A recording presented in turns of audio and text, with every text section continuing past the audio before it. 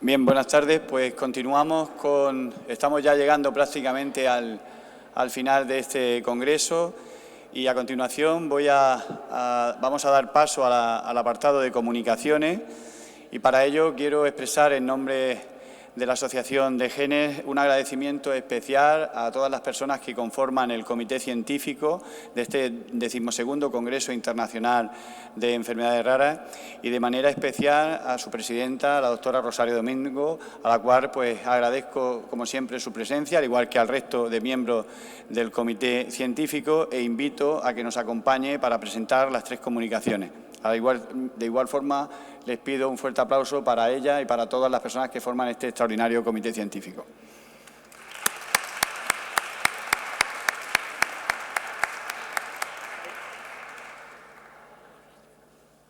Buenas tardes.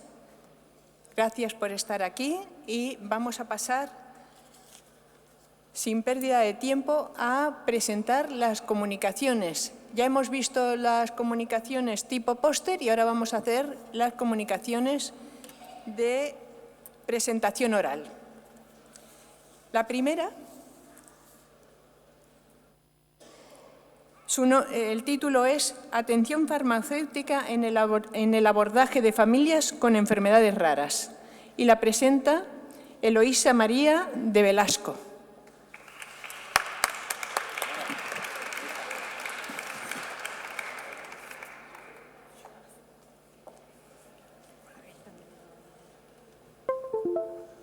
¿Cuál era? Súper definitiva. Eso. Vale. Para pasar con la flechita hacia abajo, ¿vale? Sí, vale, flecha hacia abajo. Vale. Hola, buenas tardes a todos. Mi nombre es Eloísa de Velasco, soy licenciada en farmacia y llevo 5 años colaborando con la Asociación de Genes, trayendo alumnos de formación profesional, pero esta vez no voy a ser profesora, sino voy a ser una estudiante de doctorado. Estoy realizando mi tesis doctoral bajo la dirección de doña Pilar Zafrilla, la doctora doña Pilar Zafrilla y la doctora doña Begoña Cerdá en la Universidad de la UCAM, Universidad Católica de Murcia. Y parte de mi tesis, es que esto no sé si se oye, perdón, dirigida a atención farmacéutica en familias con enfermedades raras. Vale. Cuando hablamos de farmacia y o licenciada en farmacia o atención farmacéutica, llevamos todo este congreso hablando de medicamentos huérfanos, medicamentos ultrahuérfanos, medicamentos de uso compasivo, investigación, financiación, Ministerio de Sanidad. Esta investigación no va aparte, pero es un paso que va paralelo en ese plan de integración que entre todos queremos formar. Entonces, la farmacia, como tal, esa farmacia de barrio que ven en esa foto, es el primer punto de atención al paciente o al familiar con enfermedad rara. Entonces, tenemos también que incluirlo, aparte de los sistemas sanitarios, los centros de salud. Es importante que la farmacia o la oficina de farmacia también tenga información y conocimientos y un poco de empatía hacia los familiares con enfermedades raras. En la Unión Europea, en algún momento de la vida, entre 5.000 y 8.000 enfermedades raras diferentes van a afectar a más de un 6% de población total. Y según la Organización Europea de Enfermedades Raras, Eurordis, indica que solo el 5% de estas enfermedades a día de hoy cuentan con tratamiento. A pesar de estos datos, los pacientes y los familiares siguen acudiendo a la oficina de farmacia, a las farmacias comunitarias. Para los que sean legos en esta materia, una farmacia comunitaria es lo que os he comentado anteriormente. Es una farmacia de barrio, la farmacia de donde yo bajo, de la oficina de farmacia, la farmacia de mi calle o de la esquina de debajo de mi casa. Esa es la farmacia comunitaria. Los objetivos de esta investigación es posicionar y equiparar a la oficina de farmacia en el mercado, centrando la investigación en un segmento minoritario de familias que padecen enfermedades raras o poco frecuentes, e identificar las necesidades sociosanitarias de esta población que acude a la oficina de farmacia en España. Como objetivos específicos nos hemos planteado caracterizar este colectivo en población con enfermedades raras describir el uso de recursos sociosanitarios que utiliza, entre ellos los servicios farmacéuticos, e indicar posibles mejoras en la atención en la oficina de farmacia. Para ello, la investigación cuenta de 4 fases. La primera, preparación y estudio, una revisión bibliográfica. La segunda fase, que es la que actualmente nos encontramos, es un proyecto experimental de pacientes y familiares, abordando pacientes y familiares con enfermedades raras. A continuación, o en paralelo, se hará otro estudio centrándose en la farmacia comunitaria, en el titular de la farmacia. Y, por último, se analizarán los resultados y se llegará a unas conclusiones, que espero publicar aquí el próximo año. En la primera fase del estudio, como me han dado solo 5 minutos, me voy a ir rápido.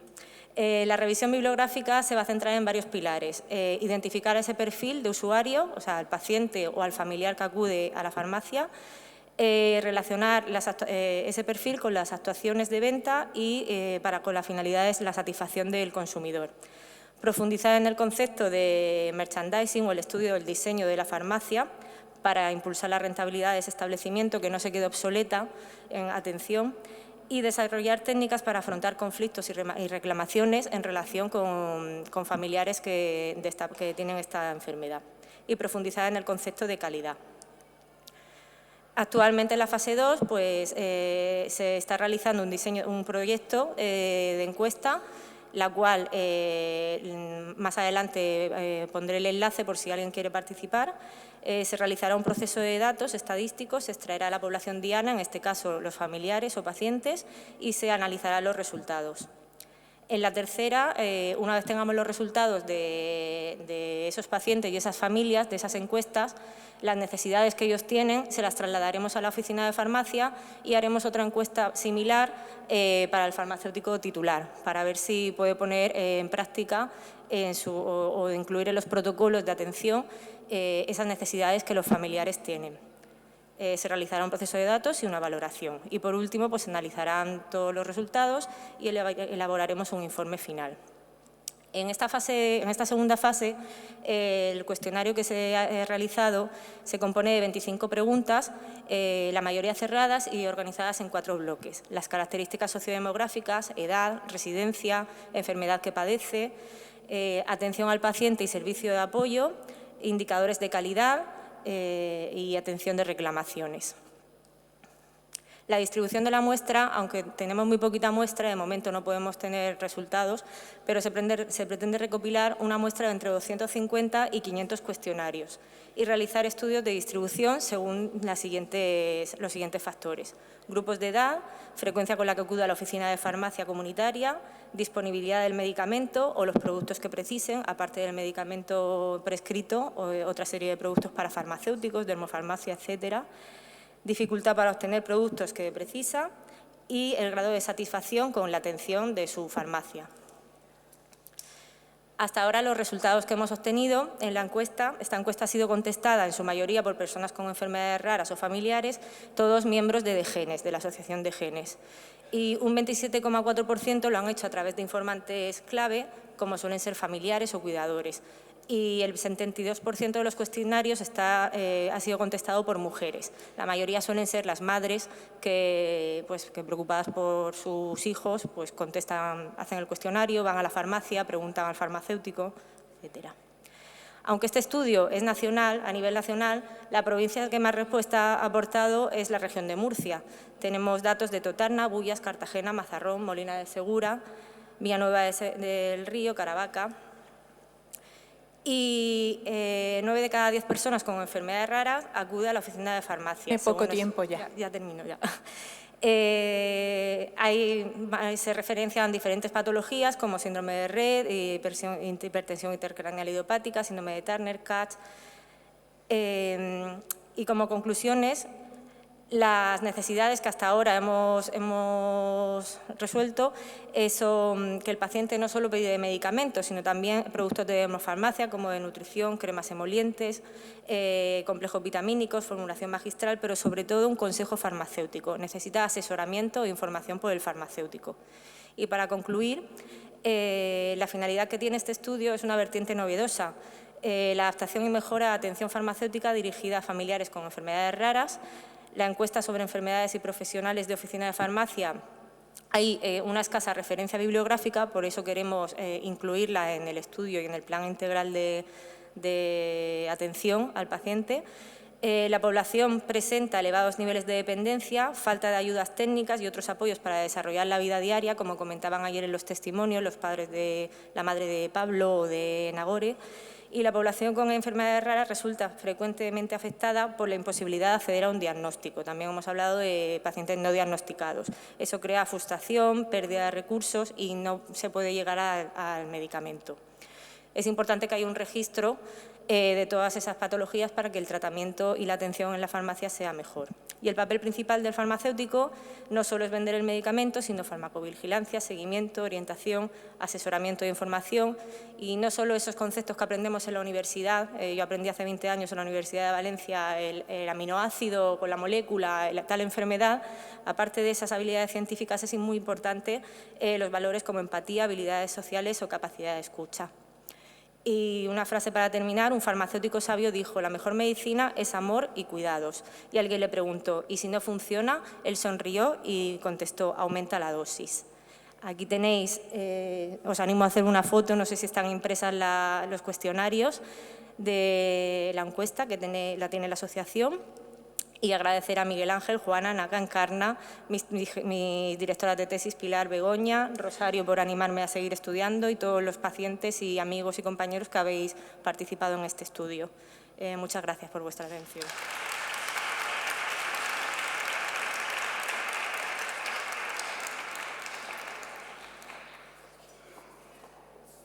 La siguiente comunicación oral es segregación familiar de una variante patogénica de impronta paterna asociada a fenotipo Silber-Russell, que presenta Agustín Parra Montoya.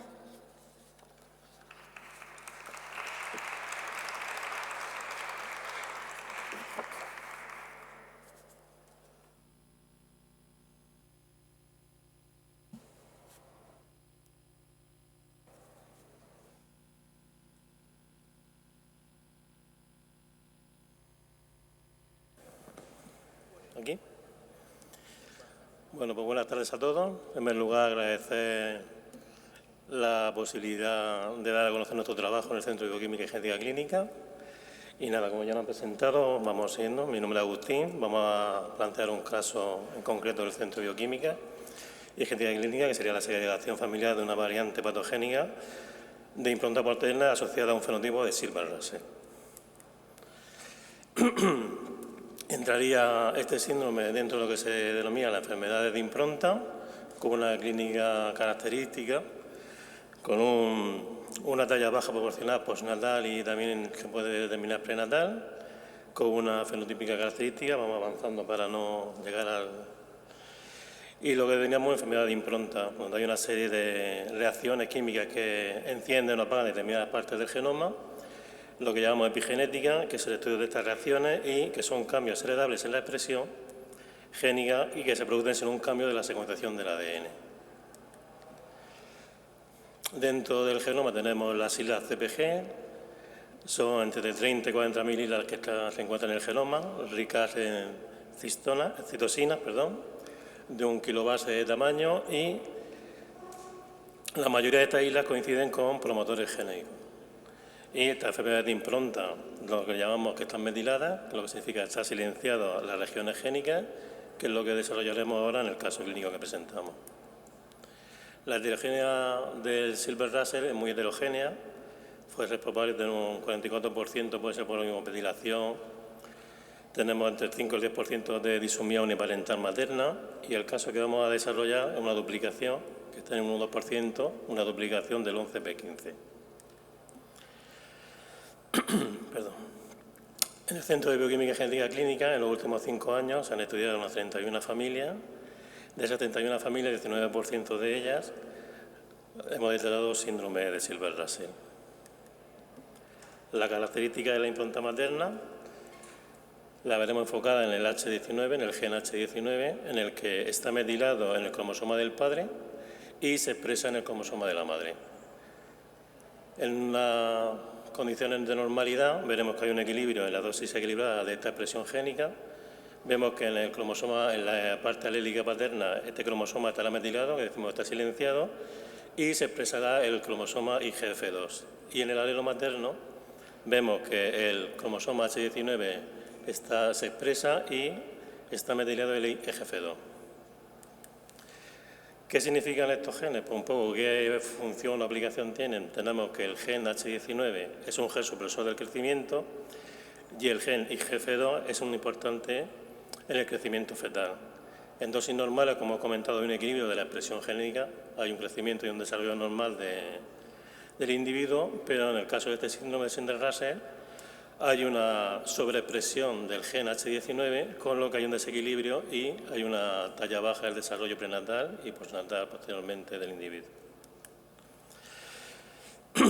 El objetivo que presentamos aquí sería describir la clínica de 2 pacientes con una fenotipia del síndrome de Silver-Russell y realizar una segregación familiar de la causa de esta variante. La metodología que utilizamos en el Centro de Bioquímica y Genética Clínica la desarrollamos los técnicos superiores de laboratorio, que allí somos bastantes, hay un equipo bastante grande de técnicos.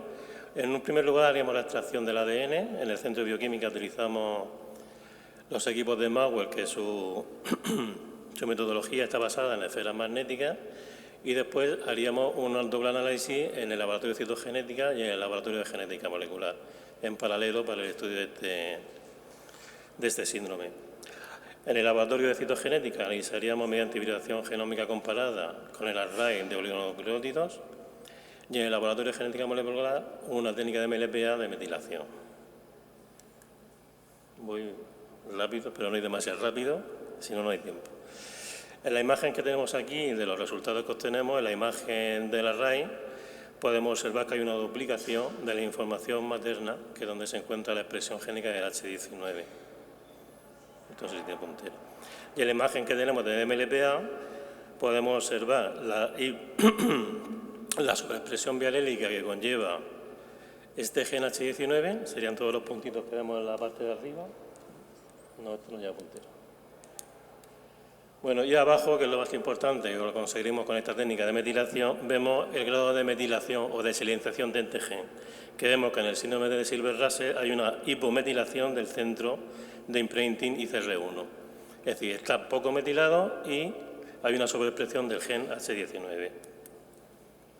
Aquí vemos cómo va la segregación en los 2 casos que tenemos. Podemos ver en los cuadros la fenotípica clínica de los 2 casos. Vemos que hay un déficit del desarrollo, pero vemos la segregación de la familia que, al ser una enfermedad de impronta paterna, las madres, que son las que mandan donde está la mutación, no son portadoras, no muestran la enfermedad. Y sus hijos, al ser por herencia materna, pero la impronta paterna, son afectos de la enfermedad de Silver-Russell. Las madres no son afectas y vemos que los hijos sí son afectos. Las conclusiones con las que llegamos al caso es que es una variante que se relaciona con el fenotipo atenuado de Silver-Russell, pero aquí es un desarrollo neurológico normal. Y para poder ofrecer un asesoramiento genético familiar adecuado es necesario conocer tanto la extensión del locus duplicado, así como el estado de metilación del mismo, que dependerá del género del progenitor que la transmita. Y nada más que agradecer a todo el Centro de Bioquímica y Genética Clínica por el trabajo realizado y la facilidad de poder expresar aquí esta comunicación, y gracias por su atención a todos. Muchas gracias. Tanto como al ponente que acaba de terminar como a la anterior, quiero darle las gracias porque sé que es difícil concentrar en tan poquito tiempo tanto conocimiento como quieren condensar. Muy bien. La siguiente comunicación oral es Ciudad Activa, Ciudad Saludable, que presenta Manuel Vicente Mondejar.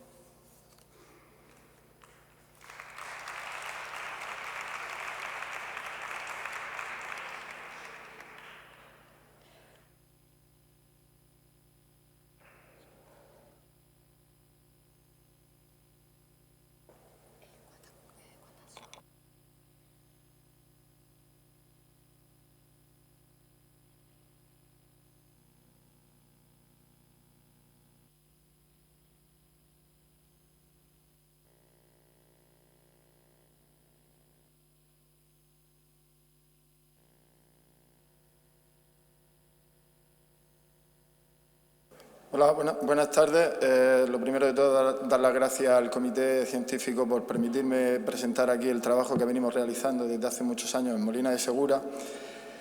Como la falta de tiempo e intentar condensarlo en menos de 7 minutos es complicado, pues voy a ir bastante deprisa. En un principio me gustaría hablaros de Molina de Segura, ciudad activa, ciudad saludable, y terminar haciendo una pequeña reivindicación sobre el tema de la actividad física.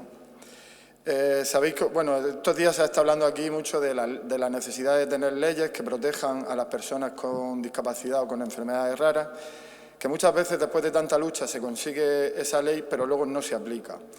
En el campo de la actividad física y ejercicio físico saludable, pues España tiene una ley del deporte nacional bastante competente, y la ley del deporte de la región de Murcia es una ley que sobre el papel es muy bonita, porque en 3 de sus no sé cuántos artículos, que ahora no me acuerdo, habla del deporte para poblaciones especiales, de personas con discapacidad, pero que luego, como ya diré en la reivindicación, pues no se lleva a cabo. Molina de Segura, como podéis ver, pues tiene un extenso programa de actividades deportivas y centrada en la salud de la población en general. Y luego tiene un programa que empezó a funcionar de una manera sin oficialidad en 1996, y que en 2005 tomó forma y le llamamos Molina Deporte Adaptado. Deporte no es lo más importante, deporte quizás le seguimos llamando así porque es lo que realmente más visibilidad tiene y lo que más vende, pero nuestro programa va un poco más allá de lo que es el deporte como se conoce como tal. El programa se divide en acciones de temporada y acciones eventuales o eventos deportivos. Por la falta de tiempo no voy a hablar de las colaboraciones y de la organización de encuentros deportivos, y lo voy a centrar en las acciones puntuales, que se dividen en 3. Tenemos las acciones acuáticas, que se desarrollan de octubre a junio, y está dividida en 2 programas, uno de natación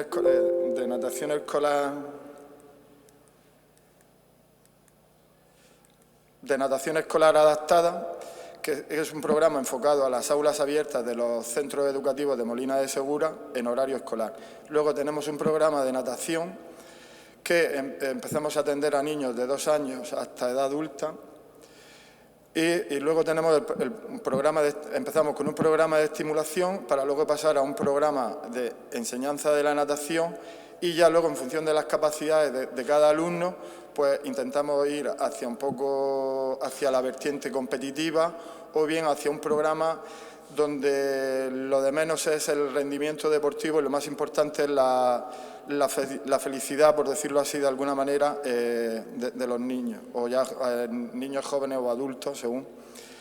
Luego, la segunda parte de este programa es la polideportiva básica, que trabajamos con 2 grupos, uno de pequeños, que en él lo centramos en los principios de la educación física, en el desarrollo de habilidades motrices tanto básicas como específicas, y ya luego, cuando pasamos al grupo de mayores, iniciación a los deportes, dependiendo, ya os digo, de las capacidades, porque dentro de la actividad física o el ejercicio físico es necesario, pero muchas veces por las necesidades o por la falta de recursos, de entender un poco lo que es la reglamentación de los deportes, pues muchos niños no pueden seguirlo, y nosotros desviamos hacia otro tipo de programa. Luego, esto culmina en el mes de julio y agosto con la Escuela de Verano Multideporte Adaptado, que ahí no solo hacemos hincapié en la parte de actividad motriz, sino que ahí nos centramos también más en la parte cultural,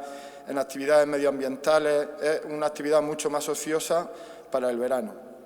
Como he dicho, los eventos deportivos no los voy a comentar. Los objetivos del programa son mejorar la calidad de vida de nuestros alumnos y alumnas, potenciar las capacidades motrices,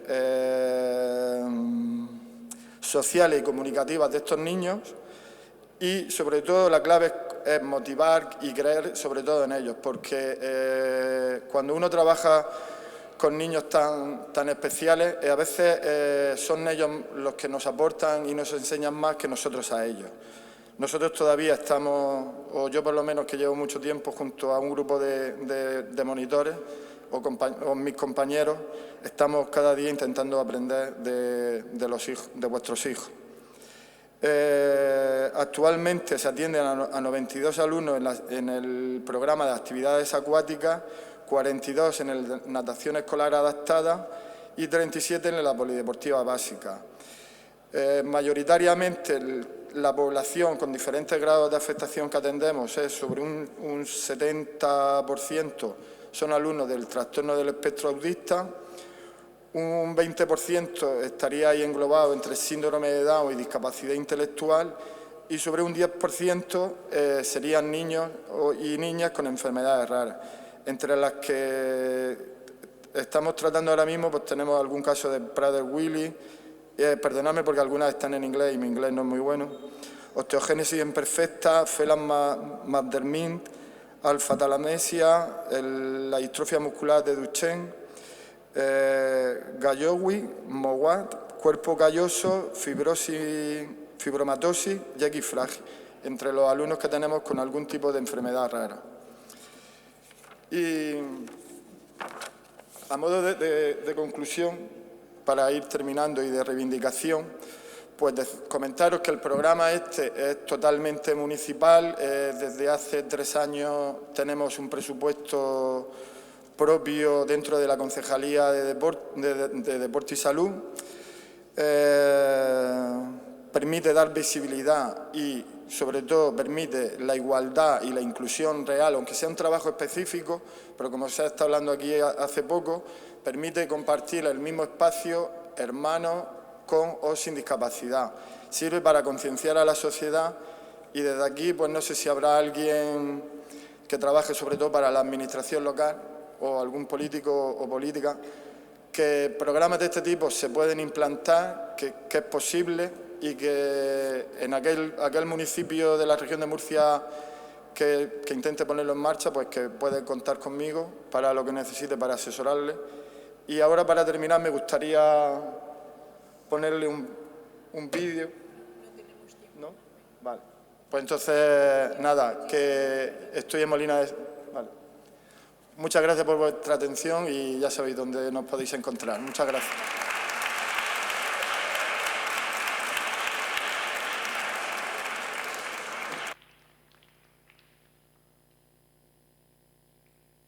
Siento cortar, pero es que sencillamente no tenemos ese tiempo. La siguiente comunicación es dolor en niños con patología neurológica grave, un gran olvidado, que presenta María Teresa Montero Cebrián.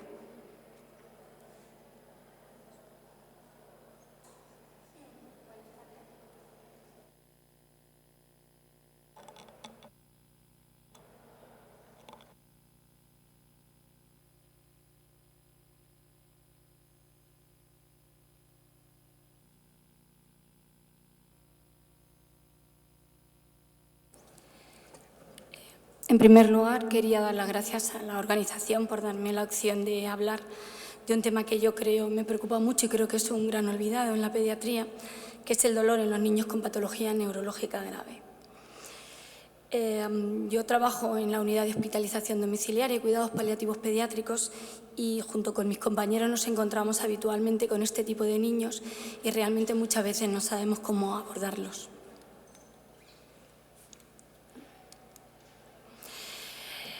Voy a intentar ir lo más rápido posible, tengo muchas cosas, pero voy a ir, si no, pues se me para. El dolor es consustancial al ser humano, es algo tan viejo como la humanidad, es un molesto compañero de viaje que vive con nosotros, no se separa, como una amenaza constante. Llegó a decirse, a pesar de su universalidad, que era prácticamente imposible de definir. La Asociación Internacional para el Estudio del Dolor hace la primera definición en 1973 y con muchas modificaciones ha llegado al 2016 y se define como una experiencia angustiosa asociada a un daño tisular, real o potencial, y se añade que tiene componentes sensoriales, emocionales, cognitivos y sociales. Es decir, es un fenómeno dual y complejo que tiene una dimensión física, que es como transmisión neurobioquímica, y una dimensión emocional, que es el componente psíquico que tiene. De tal forma que las emociones, las conductas ante el dolor, las creencias y sobre todo las implicaciones culturales y éticas que tiene para cada persona el dolor, es capaz de modular la transmisión neurobioquímica y modificar cómo cada persona recibe ese dolor. La promotora de los cuidados paliativos pediátricos, Cicely Sanders, ya hablaba del dolor total, que se experimenta como un sentimiento general de múltiples significados y emociones, de tal forma que cada persona expresa el dolor a su manera y cada uno de ellos lo percibe y lo afronta de distinta forma. Es totalmente diferente de unos a otros. Si hablamos por el mecanismo fisiopatogénico, hablamos que existen dos tipos de dolor, que no me voy a entretener, que es el nociceptivo, que puede ser visceral o somático, y el neuropático, pero sí que los nombraré para hablar ahora del dolor.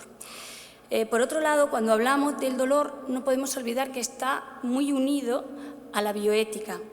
El dolor, todo dolor, va a provocar sufrimiento y constituye un problema ético de primera magnitud que afecta directamente a las personas y atenta contra su dignidad. El alivio del dolor es un derecho humano inalienable. No podemos dejar sufrir a nuestros pequeños pacientes. Dejarlos sufrir es algo cruel e inhumano y atenta contra las raíces más profundas de la profesión médica. Además, durante mucho tiempo, los médicos hemos creído, o nos han hecho creer, que los niños, sobre todo los muy pequeños, por su inmadurez del sistema nervioso central, no sentían dolor y no tenían memoria del dolor. Esto ya se ha desechado y se ha visto que la ausencia de un tratamiento adecuado puede tener grandes repercusiones tanto a nivel físico, porque se producen estimulaciones de forma temprana y mantenida al dolor en niños muy pequeños. Se puede dar cambios neuroanatómicos que van a disminuir el umbral del dolor, dejando a esa criatura siempre con una hiperalgesia, un dolor crónico permanente. Además, puede tener también repercusiones fisiológicas y dar problemas de alimentación, de sueño, de estrés, de miedo y rechazo a la atención médica durante toda su vida.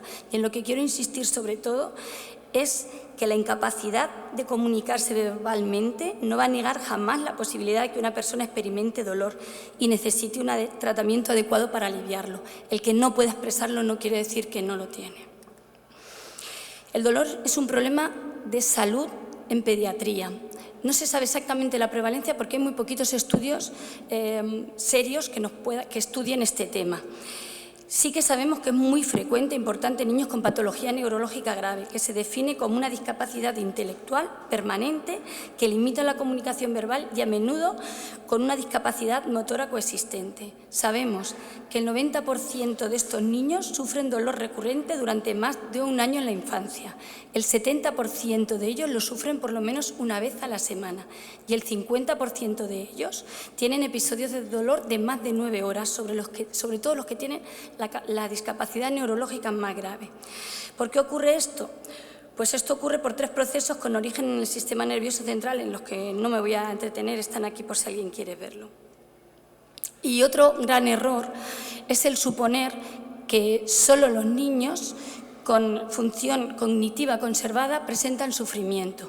Si bien el componente espiritual y emocional del dolor necesita cierta integridad cognitiva, los niños que tienen un déficit neurológico también tienen dolor y sufrimiento, y tienen mucho más dolor y sufrimiento.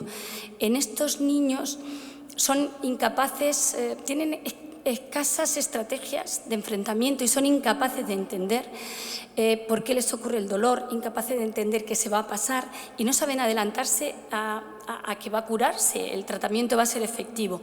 Además, estos tienen alteraciones cognitivas que les hacen percibir estímulos no dolorosos como dolorosos, provocando una hiperalgesia y aumentando la intensidad del dolor. Y por si esto no fuera poco, el dolor agudo y sobre todo el dolor crónico en estos niños puede aparecer como conductas atípicas. Pueden estar irritables, pueden autoagredirse, pueden dejar de dormir, aislarse, separarse de su familia y no sabemos exactamente qué les está pasando y es dolor.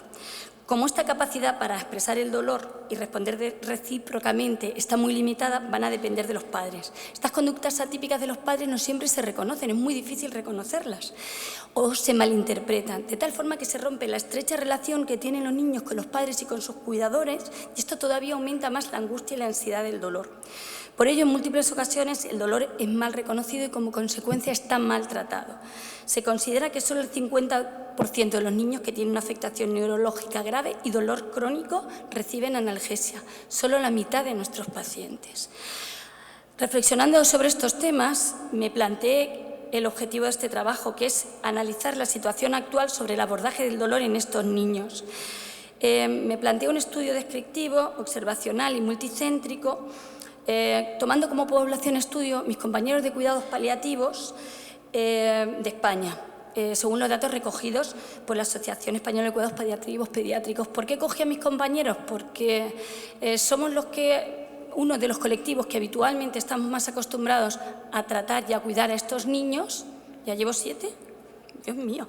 Y porque además somos de los que más concienciados estamos. Se reclutaron de julio a septiembre, tuvimos un 53% de respuestas y se realizó, para recoger los resultados de las encuestas, 20 preguntas que se dividieron en 3 bloques temáticos. El primer bloque temático trataba de opiniones y creencias sobre el dolor y su valoración en estos niños. Voy a ir con los datos más rápidos. Diré que el 90% de los profesionales consideran que es muy importante o imprescindible considerar el dolor como quinta constante, aumentando al 100% cuando se pregunta por la importancia que tiene su determinación y su registro sistemático en estos niños, siendo el porcentaje más alto en los que consideran imprescindible su determinación, en un 75%, frente al registro sistemático en el 61% de ellos. Pero, no obstante, tan solo el 26% de los profesionales que se encuestan consideran que el dolor en estos pacientes se valora de forma adecuada, solo el 26%. El 55% de ellos declara que durante la entrevista y la exploración clínica de los niños se pregunta a la familia siempre o casi siempre, solo la mitad, y además únicamente el 58% lo valora específicamente en ese momento, y hasta un 7,4% prefiere no valorarlo nunca. El segundo bloque, sobre los conocimientos de las herramientas de evaluación y el dolor, falta el tercer bloque, las conclusiones. Los encuestados refieren usar de forma conjunta sobre todo métodos fisiológicos y conductuales, y hasta el 9% utilizan los autoevaluativos. Los más considerados son los conductuales, seguidos de fisiológicos y autoevaluativos. Y las escalas que utilizan, que se basan en los comportamientos del dolor del niño ante las circunstancias habituales, son las más utilizadas, son la FLAC, la NCCPR y la Pediatric Pain Profile. Respecto al uso de las mismas, se considera más adecuada la NCCP y tras ello la FLAC. El 67% considera que la valoración de los niños es adecuada con estas escalas, aunque no son cómodas ni fáciles de usar. El tercer bloque es sobre comunicación e información de los profesionales a las familias y los aspectos formativos. El 54% responden que en su ámbito de trabajo existe información documental, con protocolos y con guías, pero solo el 35% de ello admite darle información verbal a la familia. Sube al 92% cuando se le proporciona información verbal. Hasta un 96,3% de los encuestados consideran que la formación sobre el dolor en pediatría es muy importante, pero esto me interesa recalcarlo, solo el 43% admite que ha recibido la suficiente información sobre este aspecto. Con lo cual, las conclusiones, y ya sí que termino. Los estudios epidemiológicos muestran una elevada prevalencia y gravedad del dolor en niños con patología neurológica grave, pero la dificultad que tienen para comunicarlo dificulta enormemente su adecuada detección, por lo que en muchísimas ocasiones ha sido infradiagnosticado y por ello infratratado. Los profesionales de los equipos de cuidados paliativos, que deberían ser de los más concienciados dentro de los profesionales, consideran que la correcta valoración y registro es de gran importancia, pero no le preguntan a la familia ni hacen esa determinación durante la exploración del niño. Casi todos refieren conocer y creer útiles los métodos que se utilizan para la valoración del dolor, y los utilizan de forma conjunta, pero no los consideran cómodos ni fáciles de usar. Es posible que por eso un porcentaje muy alto crean que estos pacientes se siguen evaluando mal. Estos datos coinciden con otros estudios. Creo que es necesario, y con esto termino, crear protocolos de actuación y guías clínicas con herramientas válidas, gráficas y registros aplicables en cada lugar de atención y adecuadas para cada paciente y a su situación clínica. Aunque el cuestionario refleja que en los ámbitos de trabajo hay información documental, se continúa dando muy poca información a las familias, que son las que tienen que llevar a cabo esta labor. Tenemos que enseñar a las familias a valorar el dolor de estos niños. Y además, como vemos, se considera que la formación que han recibido sobre el dolor es insuficiente. Se muestra la necesidad de mejorar la educación y concienciación. Y aprovecho este foro para hacer un llamamiento a que todos nos formemos y nos eduquemos en valorar el dolor en todos los niveles asistenciales. No vamos a tratar lo que no diagnosticamos. Bibliografía. Y muchas gracias por vuestra atención. Solo quiero deciros que tienen mucho más dolor aquellos niños cuyos médicos, y diría también cuyas familias y cuidadores, están menos implicados.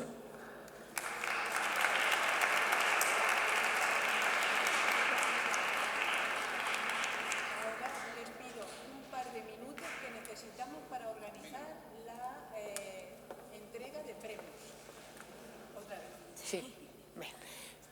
2 minutos para hacer la entrega de premios a las mejores comunicaciones, ya sean oral o póster, porque no vamos a hacer diferencia en eso. 1 minuto y les avisamos. Bueno, 2 minutos.